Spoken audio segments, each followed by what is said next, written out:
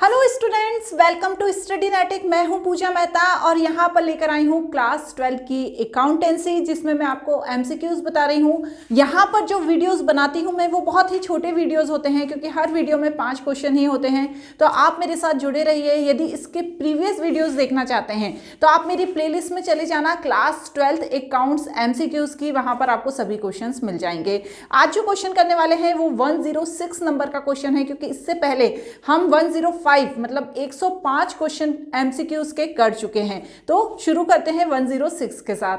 क्या कह रहा है 106 question? Revaluation account is filling the blank account in nature. अब ये पूछ रहे हैं कि रिवैल्यूएशन अकाउंट किस नेचर का अकाउंट है।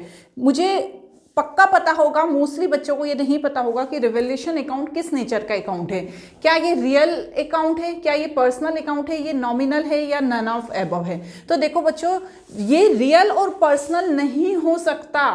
क्यों नहीं हो सकता? क्योंकि यहाँ पर प्रॉफिट एंड लॉस को लिखा जाता है, लाइबिलिटी एंड एसेट्स को लिखा जाता है। तो ये जो अकाउंट है ये नॉमिनल नेचर का अकाउंट होता है। इसको याद कर लेना। और इसका आंसर है सी, कि रिवैल्यूएशन अकाउंट हमेशा नॉमिनल नेचर का अकाउंट होता है। क्लियर? इसके बाद हम नेक्स्ट देखते हैं।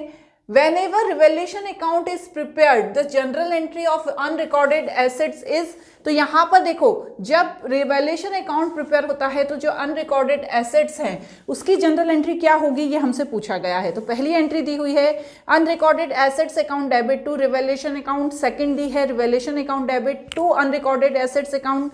थर्ड दी है revaluation account debit to partners capital account. And fourth दी है नन ऑफ एबव। तो देखो, जो एसेट्स को रिकॉर्ड नहीं किया गया है, जो एसेट्स अनरिकॉर्डेड हैं, तो हमेशा वो बिजनेस की संपत्ति होंगी। तो उन्हें क्या किया जाएगा? उन्हें डेबिट किया जाएगा। तो अनरिकॉर्डेड एसेट्स अकाउंट डेबिट, और वो रिवैल्यूएशन अकाउंट के थ्रू आई है बिजनेस में, तो टू रिवैल्यूएशन अकाउंट किया जाएगा। तो यहां पर जो करेक्ट ऑप्शन होने वाला है बच्चों वो है A, unrecorded assets account debit to revaluation. Answer है इसका ए। क्लियर? इसके बाद हम नेक्स्ट देखेंगे 108। X and Y are partner in a firm which develop software for industries. X minor son, Z computer wizard, can he be admitted in the partnership firm? ये बोल रहे हैं कि एक कंपनी है X और Y की, ठीक है। अब वो कंपनी, उनकी जो कंपनी है डेवलप सॉफ्टवेयर करती हैं, सॉफ्टवेयर को डेवलप करने की उनकी जो कंपनी है। अब जो X है वो एक माइनर है और जो Z है वो कंप्यूटर विजार्ड है। तो क्या वो एडमिट हो सकते हैं पार्टनरशिप फर्म में? तो या इसका आंसर होगा C, yes, if X and Y both agree. यदि X और Y दोनों एग्री होते हैं, ठीक है ना। ये X माइनर सन मतलब X का माइनर सन है, ठीक है। X और Y खुद पार्टनरशिप हैं, पार्टनरशिप फर्म में है। X का माइनर सन है और Z है कोई तीसरा व्यक्ति, वो खुद कंप्यूटर विजार्ड है। तो ये दो लोगों को वो पार्टनरशिप फर्म में लाना चाहते हैं। X और Y तो पहले से ही हैं, ठीक है। अब ये X का सन भी आना चाहता है, X सन, और Z भी आना चाहता है। तो 4 लोगों की पार्टनरशिप बन जाएगी। तो क्या ये हो सकता है? तो कंपनी जो सेक्शन 30 है, सेक्शन 30 के अकॉर्डिंग यदि सभी पार्टनर्स एग्री हैं, मतलब जो पुराने पार्टनर्स है X एंड Y, यदि वो एग्री है तो माइनर भी पार्टनरशिप फर्म में एंट्री ले सकता है, लेकिन वो सिर्फ एज अ माइनर उसमें रहेगा, उसको बहुत सारी चीज़ों के अधिकार नहीं मिलेंगे। लेकिन इसका करेक्ट ऑप्शन है सी। क्लियर? इसके बाद है ए और बी। बिजनेस का share and profit and loss का जो रेशियो है वो 3:2 है, ठीक है। ध्यान से समझना, ये क्वेश्चन थोड़ा सा प्रैक्टिकल क्वेश्चन है, ठीक है ना। तो कौन है? X एंड B है, X एंड Y है, सॉरी A एंड B है। ये कौन है? ये पार्टनरशिप फॉर्म में है और इनकी जो रेशियो है वो 3:2 है। इनका जो कैपिटल है 1,20,000 एंड 54,000 है। C एडमिट हुआ 1/3 शेयर से और वो लेकर आया 1,50,000 कैपिटल और शेयर ऑफ कैपिटल लेकर आया। ए और B adjusted according to the C share. जो ए और बी है उसका जो कैपिटल है वो एडजस्ट होगी सी के शेयर के अकॉर्डिंग। अब यहाँ पर ये बताना है कि ए को कितना शेयर लाना है, ठीक है। ए का ऑलरेडी शेयर है 1,20,000, लेकिन जब सी शेयर लेकर आया तो इनका प्रॉफिट शेयरिंग रेशियो चेंज हो गया, चेंज हुआ ना। अब जब प्रॉफिट शेयरिंग रेशो चेंज हुआ तो जो उसको कैपिटल लानी होगी, हो सकता है उसके पास ज़्यादा हो तो उसे वापस मिल जाए, या उसके पास कम हो तो उसे अपने घर से लानी पड़ जाए, तो वो कितना करना पड़ेगा। तो देखो इसका सबसे अच्छा प्रोसेस तो ये है कि जो कैपिटल कौन लेकर आया है, सी कैपिटल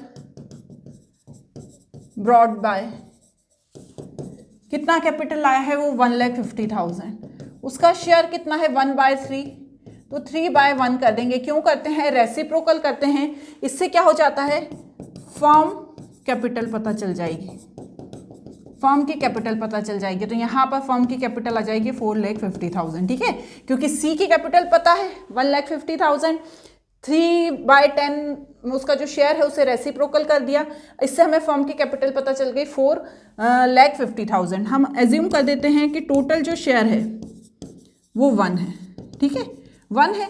तो अब यहाँ पर किसका शेयर, ए शेयर नहीं, यदि 1/3 शेयर उसको दे दिया, टोटल शेयर 1 है, उसमें से 1/3 शेयर उसको दे दिया, तो कितना शेयर बचा 2/3, है ना। अब ए का शेयर देखेंगे, ए का शेयर कितना है 3/5 और 2/3 बचा है, तो टोटल आ गया 6/15। फिर बी का शेयर है 2/5, बचा था 2/3, तो 4/15 आ गया। सी का शेयर हमें पता ही है ऑलरेडी, कितना है 1/3, नीचे डिनोमिनेटर सेम करने के लिए 5 ऊपर और 5 नीचे इंटू करेंगे, तो 5/15।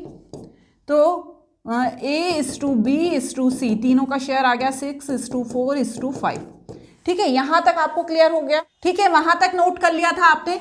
अब इसके आगे देखो, अब हमें यहाँ पर जो हमारा A, B और C का शेयर आया था, कितना आया था 6/5/4।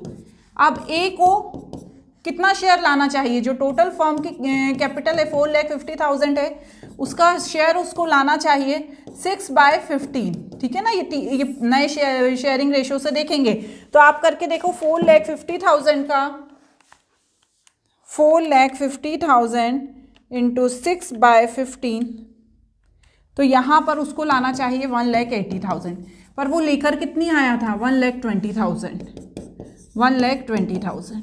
इसमें से मैंने 1,20,000 माइनस करा, 1,80,000 में से 1,20,000 माइनस किया, मतलब 60,000 उसको अभी और कैपिटल लेकर आनी है।